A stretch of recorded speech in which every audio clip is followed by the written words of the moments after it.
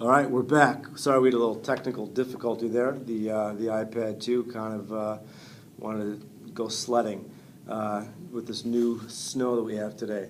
All right, so we left off with the South protecting the capital of Richmond, and Lincoln is ordering his General George McClellan, who's a real dandy, mind you, to attack Richmond on the peninsula, and that was repelled time and time again by Robert E. Lee's Southern troops. So McClellan proves to be a very ineffective leader for Lincoln, for the Army of the Potomac, because McClellan just would not attack, would not be aggressive, would not pursue. And so Lincoln was hoping that somewhere out there, of all of his generals, that he would have a guy who's willing to attack, to be aggressive. And luckily, we'll find out later on that general's name is Ulysses Simpson Grant. So we'll run through our battles real quickly of significance that I had on our timeline the other day. First battle, Battle of Bull Run, July of '61. The significance of that, of course, is the realization this will be a long and drawn-out war, without a doubt. And because of the disorganization and undiscipline of the Northern troops, ultimately, besides a frontal assault on trying to get to Richmond, the Anaconda strategy was going to be, of course, employed by the North, which of course is a blockade of all the southern ports, cutting off and controlling the Mississippi River, and kind of surrounding the South like the Anaconda would in the rainforest of the Amazon. And so it's going to constrict. And unlike the venomous snakes with a quick attack and you're dead, the constrictor slowly squeezes the life out of its victim, and of course that's gonna prolong the war, and the body counts are gonna go up, and ultimately that's what's gonna end the war and help the North be victorious, because the South literally runs out of food. So that's the significance of Bull Run. Out west, in Tennessee, Fort Henry Marlton and Donelson are going to be big battles that is going to prove the valor and the grit and the aggressiveness of Ulysses S. Grant that's going to end up promoting him to the Army of the Potomac. Those were big battles out west.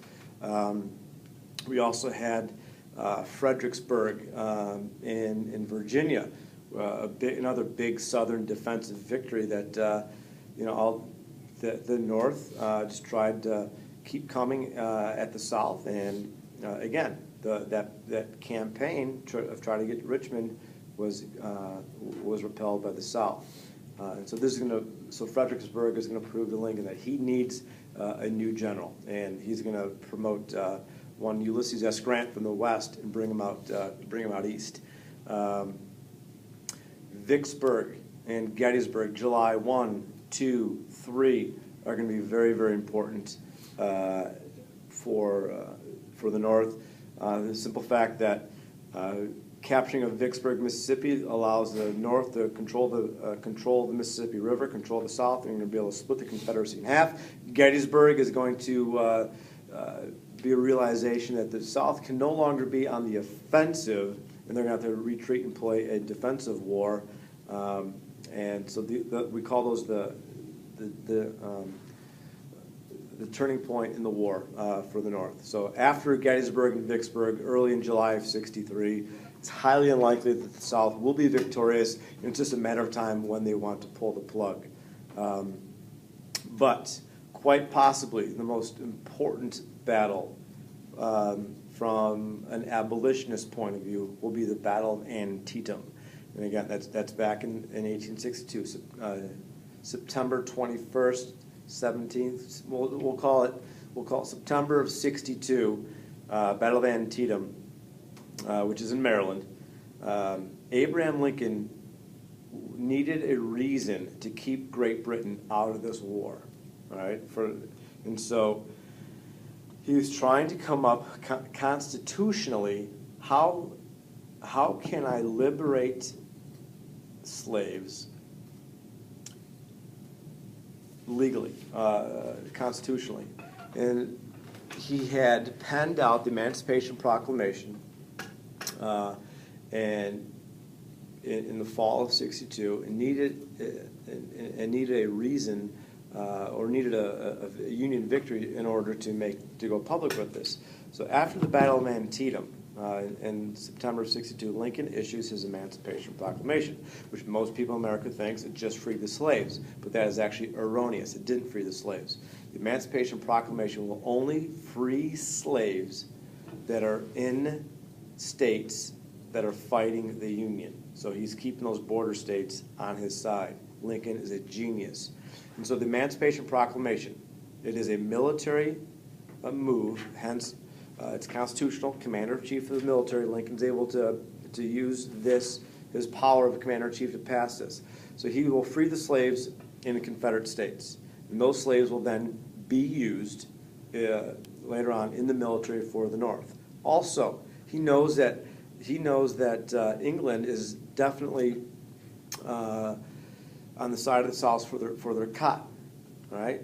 If you remove the workforce from the South, there goes the number one income for the South. And so the most devastating monetary effect of this whole thing was removal of their slaves. It just took away the Southern economy. So England needed that cotton for its economy. Also, by freeing the slaves, the Southern states are now fighting for slavery, fighting to defend slavery, no longer states' rights. And New England, the English people could no way would they support a war for slavery, and therefore the British government could not side with the South, and therefore England, the prospect of foreign assistance from England has just been severed. They're out. And so the Emancipation Proclamation is pure genius. It's military, it's constitutional, it's legal. Don't anyone question it. And it literally turns the war from his first inaugural address, which was to preserve the Union. Now it's also a war for slavery, to keep Great Britain out. And then the war will progress.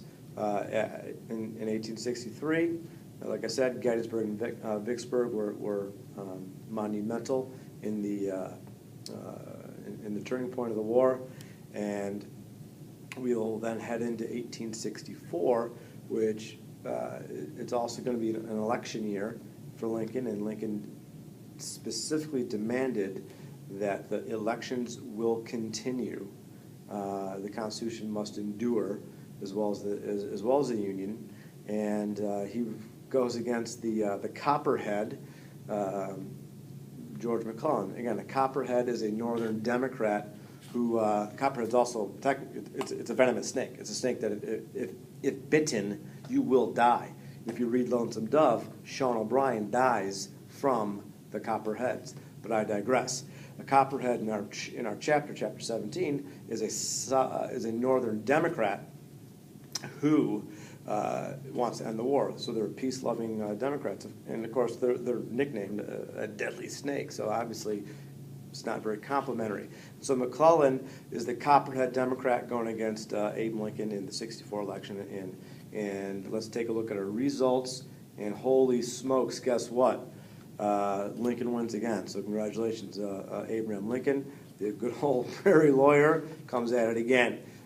With a overwhelmingly 174 to 21 electoral vote victory.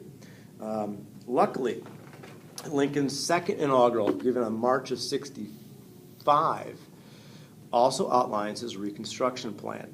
And I this ain't it. I happen to have a copy somewhere of his second inaugural that I found, and it goes a little bit something. Let's see, where'd it go? Yeah, I found that. There it is. I found that on the back of this See, on the back of that test thing, I found the original opening, beginning of the second inaugural. And here's what Abe writes. I was thinking about her, the South, thinking about me, thinking about us, what we're going to be. Open my eyes, it was only just a dream. And you know, the whole war, he just wants everybody back. And he goes on, blah, blah, blah, bebopping and scatting all over the place. And he ends up with malice towards none, charity for all. So in Lincoln's eyes, secession never happens. He understands that they were in a state of rebellion. He wants the southern states to come back as quickly as possible with malice towards none, charity for all. And he wants to put this great civil war to rest. And that, of course, is in direct competition of the radical Republicans who run the Senate, who want to keep those Southern Democrats out of Congress as long as possible. And they'll, of course, piggyback us into chapter 18. But unfortunately, the great light goes out in America on April 14th, 1865, after the surrender at Appomattox on April 9th from Lee to Grant. The war's over. South concedes. An assassin's bullet takes the life of Abraham. John Wilkes Booth, a Confederate crazed actor, you know actors, takes the life of Abe Lincoln in a big assassination plot that goes awry. Other than the president, the rest of the cabinet and executive branch lives, and the presidency now turns to our 17th president, Andrew Johnson, our pro-union Democrat, and that sets the stage for an ugly battle of Reconstruction in Chapter 18.